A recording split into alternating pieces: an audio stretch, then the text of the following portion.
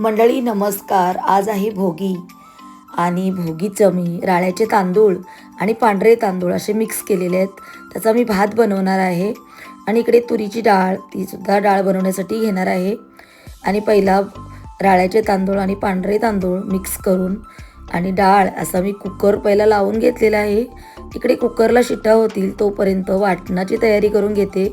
भाज्या तर सगळ्या मी छान अशा नीट करून पाण्यात घालून ठेवलेले आहेत आणि पहिला वाटण करून घेते. तर आई आहे ICUमध्ये, गेली 15 दिवसापासून आई ICUमध्ये आहे, ऑक्सिजनवरती आहे आणि काल तिला खूपच जास्त झालं होतं.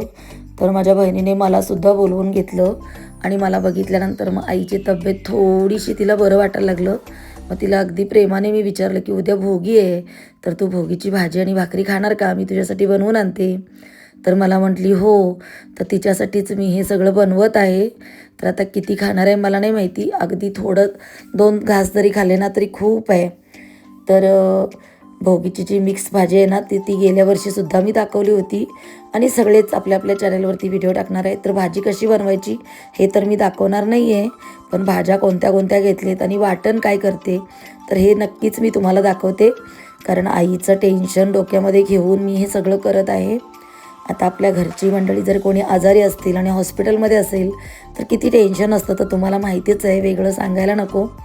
बटाटा, वांग, फरसबी, गाजर, ओले वाटाणे, परत चणे, असं सगळ्या प्रकारच्या मी भाज्या घेतलेल्या आहेत. मेथी घेतलेली आहे, कांदा टमाटर घेतलेले आहे, कढीपत्ता घेतलेला आहे आणि अशा प्रकारे मी सगळ्या भाज्या घेतलेल्या आहेत.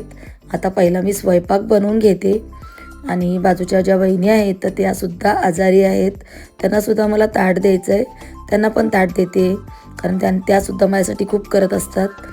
तर हे पहिलं वहिनींसाठी ताट भरलेलं आहे आणि लगेचच बघा इकडे डब्बासुद्धा आईसाठी भरलेला आहे. तर बघा इकडे मी मिक्स भाजी बनवलेली आहे, आईला आवडते त्या पद्धतीनेच बनवली आहे. आणि भोगीचा पांढरा भात आणि राळ्याच्या तांदळाचा भात तोसुद्धा बनवला आहे. बाजरीची भाकरी, तीळ लावलेली आणि डाळीची आमटी पाहिजे होती म्हणून तीसुद्धा. तर असं सगळा स्वयंपाक घेऊन मी बसने आता हॉस्पिटलच्या दारामध्ये पोचलेली आहे.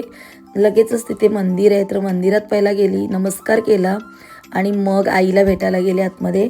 तर मग बहिणीने लगेचच जेवण काढलं आईला भरवण्यासाठी आणि आम्ही दोघी बहिणी ICUमध्ये आतमध्ये गेलेलो आहोत.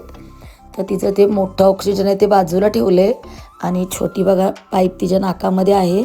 तर आता पहिला तिला आम्ही थोडंसं भरवतो कारण गोळ्या वगैरेसुद्धा खायच्या आहेत ना, त्यासाठी तिला भरवून घेतो. आणि आम्ही दोघी बहिणी ना खूप आईच्या टेन्शनमध्ये आहोत. डोक्यावरती टेन्शन घेऊन घरातली कामं किंवा कुठलीही गोष्ट होत नाही, पण तरीसुद्धा आम्ही हा स्ट्रगल करत आहोत.